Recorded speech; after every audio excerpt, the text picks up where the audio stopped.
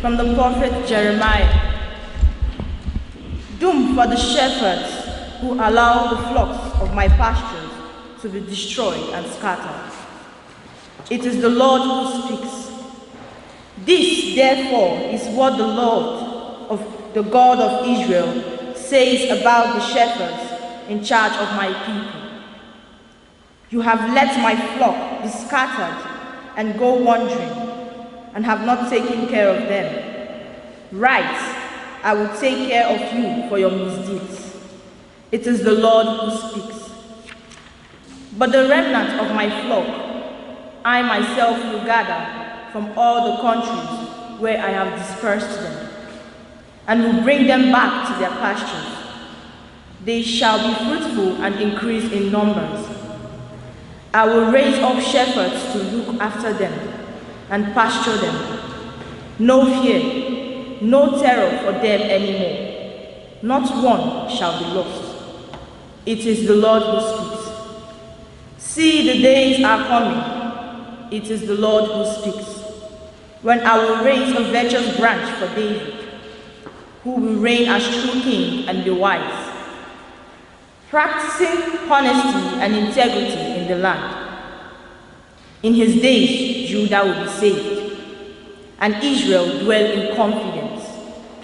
And this is the name he will be called: the Lord our integrity. The word of the Lord. The Lord is my shepherd, there is nothing I shall want. The Lord is my shepherd, there is nothing I shall want. The Lord is my shepherd, there is nothing I shall want. Fresh and green are the pastures, where he gives me repose. Where near restful waters he leads me, to revive my drooping spirits. The Lord is my shepherd, there is nothing I shall want. He guides me along the right path. He is true to his name. If I should walk in the valley of darkness, no evil will I fear. You are there with your rock and your staff. With these you give me comfort. The Lord is my shepherd, there is nothing I shall want.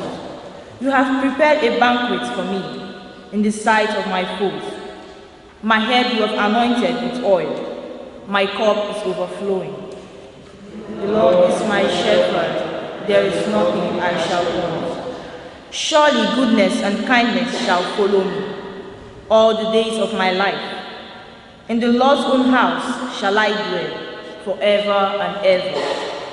The Lord is my shepherd, there is nothing I shall want. A reading from the letter of St. Paul to the Ephesians. In Christ Jesus, you that used to be so far apart from us have been brought very close by the blood of Christ. For he is the peace between us, and have made the two into one, and broken down the barrier which used to keep them apart, actually destroying in his own person the hostility caused by the rules and decrees of the law. This was to create one single new man in himself out of the two of them, and by restoring peace through the cross, to unite them both in a single body and reconcile them with God. In his own person he killed the hostility. Later he came to bring the good news of peace. Peace to you who were far away, and peace to those who were near at hand. Through him, both of us having in one spirit our way to come to the Father. The word of the Lord. The Lord be with you.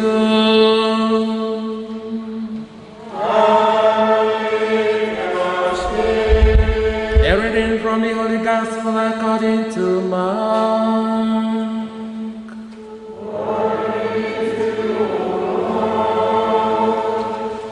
The apostle rejoined Jesus and told him all they had done and taught. Then he said to them, "You must come away to some lonely place all by yourself and rest for a while. For there were so many coming and going that the apostles had no time even to eat. So they went off in a boat to a lonely place where they could be by themselves. But people saw them going, and many could guess where, and from every town they all hurried to the place on foot and reached it before them. So as he stepped ashore, he saw a large crowd, and he took pity on them because they were like sheep without a shepherd. And he set himself to teach them as some men. The Gospel of the Lord.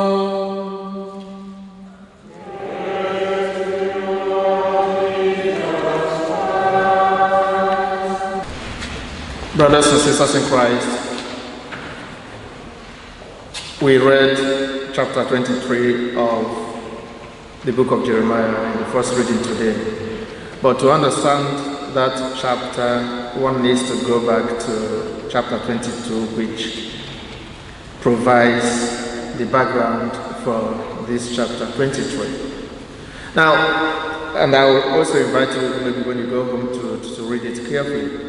In chapter 22, Jeremiah mentioned three of the last 5 kings of Judah by name as having done evil in the eyes of Yahweh.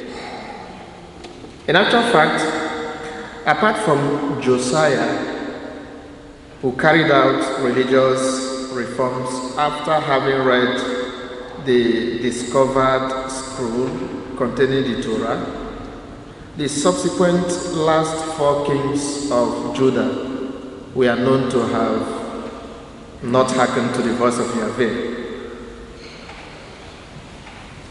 Jehoahaz, remember on the 4th Sunday of Lent, when we read the book from the Chronicles, I made mention of that. You know, the events that led to the famous No Song of Zion lament. If I forget to Jerusalem, let my right hand wait. If you recall that homily, you can go to the YouTube to listen to it, or go to our website to read it, to read the transcript. So Jehoahaz, known in the book of Jeremiah as Shalom, reigned only for 3 months before being deposed. Then Jehoiakim, known also as Eliakim, succeeded him. Then Jehoiachin, known also as Coniah, and then finally Zedekiah, known also as Mattaniah. All these 4 last kings of Judah were variously deposed either by Egypt or by Babylon under Nebuchadnezzar. The invasion of Judah by either of these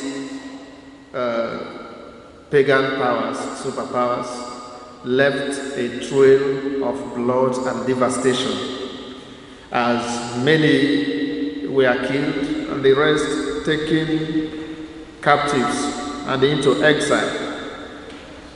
It was understood that it was because of their negligence of duty that Judah was defeated, humiliated, and exiled.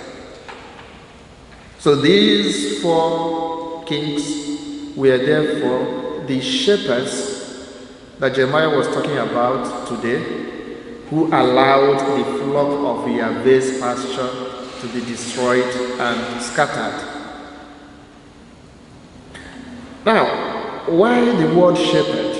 It was because of the care that shepherds usually give to their sheep, that word shepherd became a metaphor for other leaders such as kings, priests, prophets, parents, teachers, and indeed everyone in a position of authority. So that word shepherd is used to describe anybody in a position of authority because of the care that shepherds, rural shepherds, give to their sheep. And it is also in this sense that the New Testament speaks of Jesus as the Good Shepherd. But Jeremiah today is pronouncing woe to shepherds who did not do their work of shepherding well, and consequently allowed the sheep, in this sense, the people of Israel, to be scattered and taken into exile. They led the people from one disaster to another until the people were literally scattered and dispersed, many of them to Babylon as captives. But Yahweh, in the same reading, promised to bring back the remnant from where he has driven them. Now, if you read carefully this statement from Yahweh and the previous one he made earlier in the same reading, there appears to be a discrepancy, because although God had earlier rebuked the shepherds for dispersing the flock, he now acknowledged that it was in fact he, God himself, who drove them away. But there is no contradiction here. The kings of Israel, the last four kings, especially the last four kings of Israel, drove the people into sin. And then God in turn drove them into exile as a punishment and a way of cleansing them of their sin. But Yahweh now will bring them back to their homeland and raise shepherds who will lead them according to the will of God. The promise to raise a virtuous branch of David was actually fulfilled in Jesus Christ, the Good Shepherd. In today's gospel, Jesus exhibited that shepherding skills when he encountered a group of people yearning for teaching and instruction. He describes them in the gospel as being like sheep without a shepherd. The people needed to deepen their knowledge and understanding about God, but no one provided that for them. The disciples just returned from their apostolic work and reported back to Jesus what they did. They were actually about to go to a lonely place and rest, in parentheses, but the people were still clamoring for more. Jesus then took pity on them and stepped forward to teach them at a great length. However, there is something a little strange here at play. We are all familiar with Jesus taking pity on people, on a number of people, and consequently providing succor for them. He takes pity on sinners and forgives them their sins. He takes pity on the poor and the needy and provides food for them. He takes pity on the sick, the paralytic, and heals them. He takes pity on the mourners and raises their dead, etc., etc. There are so many examples of that. In today's gospel, however, the pity he showed does not fit the regular pattern. He takes pity not on a particular group of people or individual, but rather on the entire people, and then provides teaching. He did not take pity on them and began to perform miracles, but rather began to teach them, thus highlighting the importance of teaching ministry in his overall mission. A ministry that is often neglected and overlooked because people want miracles and more miracles and more miracles.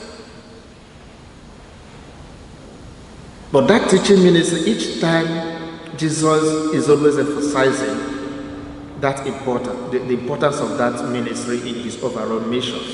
But we tend to sweep that under the current. In fact, we don't even regard it as ministry of teaching. Oftentimes, we do not think that teaching could be an expression of pity or mercy. The average adult in the world does not want to be taught, and that is just the truth. We think that to submit ourselves to be taught means the acknowledgement that the person teaching us is superior to us. And since everybody has his or her own sense of superiority, we unconsciously resist being taught. It is very, very, very difficult to teach adults. Because first, the first, reaction to that means, but who is this person teaching me? I'm greater than the person. Why should I submit to somebody I feel I'm greater than? And that is why ignorance still pervades the face of the earth today, because adults unconsciously, sometimes also consciously,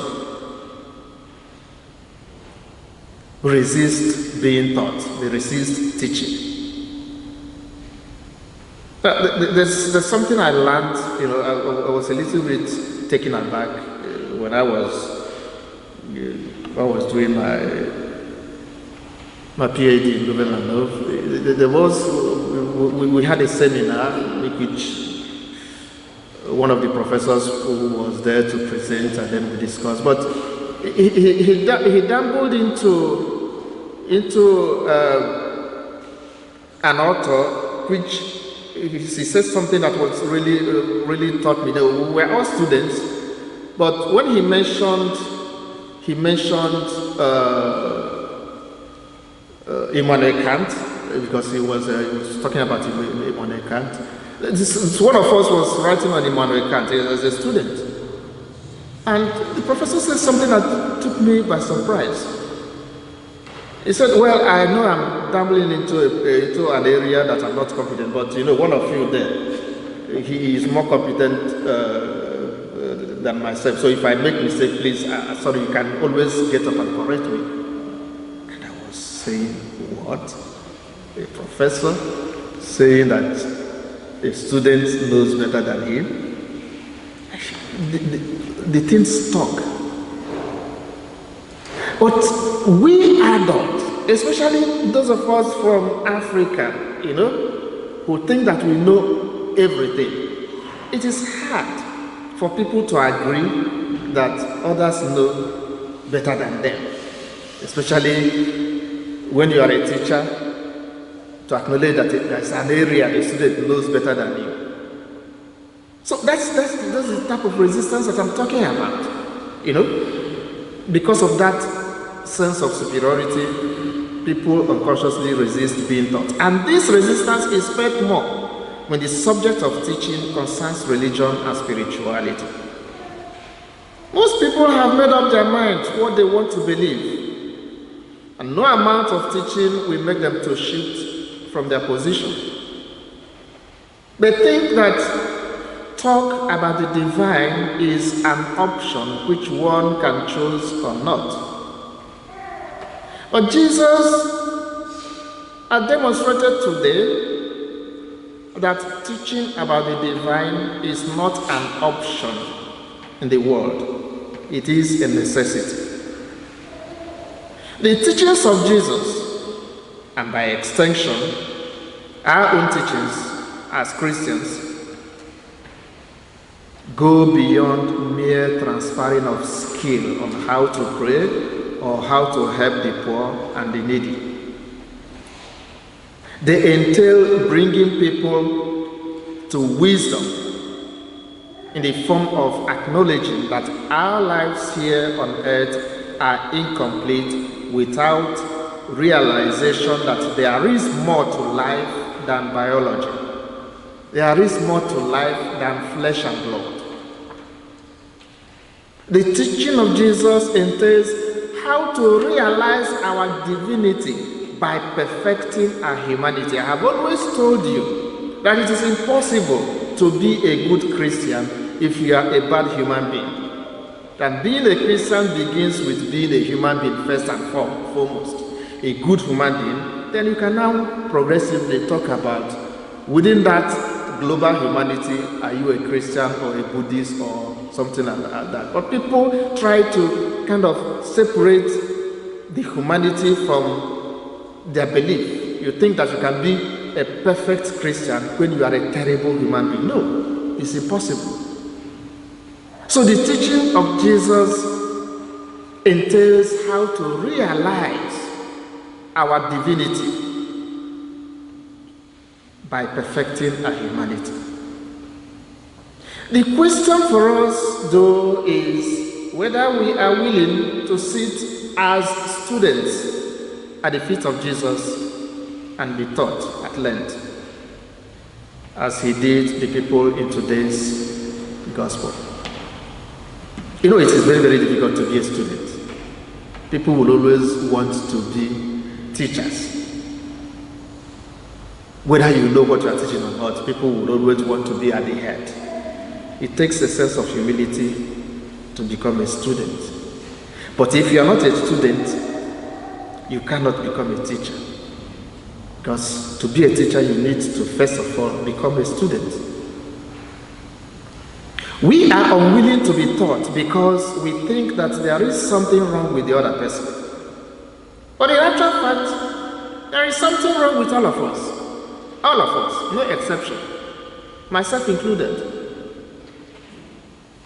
You know, in the old mass, the old missal, we used to say, the Lord be with you and also with you. So before this new translation, the priest came up the altar to begin the mass, and the microphone was somehow having some problems, technical problems. It was not working, was fidgeting with it. And so he was talking to himself, but unknown to him, the microphone just started. Somebody was there in the sacristy and then kind of rectified it, but he didn't even know that the microphone was already working. And he was saying to himself, there's something wrong with this microphone. And then the people instinctively thinking that he has already begun the mass and said, and they responded, and also with you. There is something wrong with this microphone and also with you. Well, this is funny. But the truth is that there is something wrong with all of us. That is the truth. There is something wrong with all of us. None of us is perfect. St. Paul talks about Christ coming to break down the walls and barriers that separate us in the second reading today. And this is the mission of Christianity, breaking down the walls of separation. We don't listen to others because we think that there is something wrong with them.